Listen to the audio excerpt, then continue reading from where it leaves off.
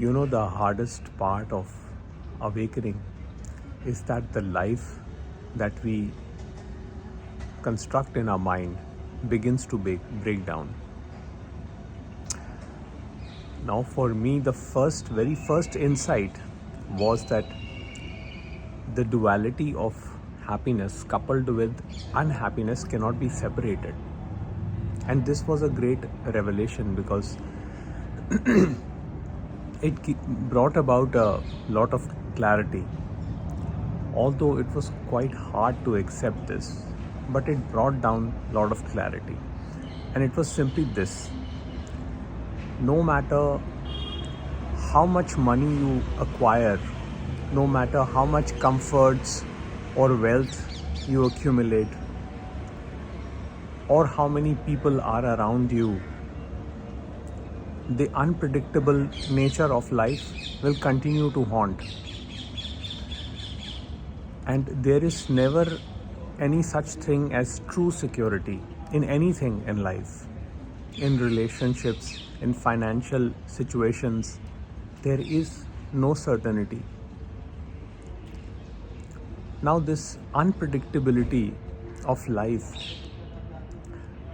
when it is understood in totality, it actually frees the individual from a lot of things.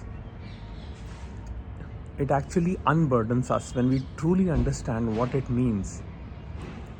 But when we are immersed in the world, when we feel that we are separate entities living separate lives, then this becomes very challenging.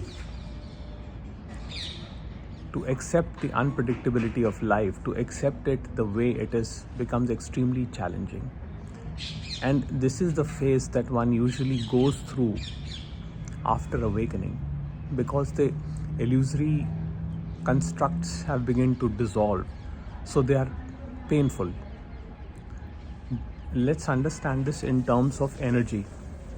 Now, since the reality has been glimpsed, the energy is dissolving the knots that were created since childhood. When we were conditioned to become this, to become that, to achieve this, to achieve that. Now we live in a more or less capitalistic society where individual achievement, individual glory is given a lot of emphasis and importance. Back in the old days, it was more about collaboration, cooperation, and now it is transformed into competition. All the great things like railways, bridges, infrastructures, they were built with cooperation. There was no one great hero, or even if there was, they were very few. But it was collaborative effort that everybody worked towards, and they built beautiful things. But now it's very different, because even an average human being, regular people, are comparing themselves to the super rich, and they want to live a lifestyle that is showcased on the media. People want to have it all. They give themselves numbers. I want to be a millionaire by this age, billionaire by that age. So after awakening, all these constructs begin to dissolve, because there is no solidity to the personal image.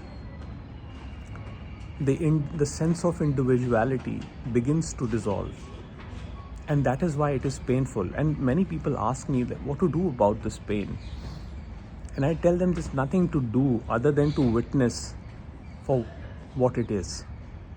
This pain is the ego breathing its last.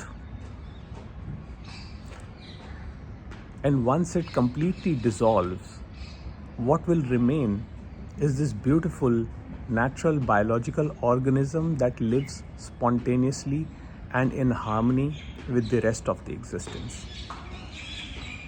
What gets eliminated is this conflict, that I can separate the link of duality, the link of pleasure and pain. And what is accepted is this, that pain is constantly accompanied with pleasure. So one does not avoid pleasure, neither one avoids pain. Both are welcomed, both are accepted, and one truly and properly integrates into life. So this notion that life is happening for me begins to break down, and it is understood that life is not happening to me or for me, but it is happening through me, and I am the instrument of God, just like all others are the instruments of God, but that there is only one consciousness that operates through all, and the only word that I can think of to describe that consciousness is unconditional love. It is all about love. And if we have not understood this, then we keep living with the sense of separation and keep struggling in our relationship with people, with our own self. We keep striving for betterment.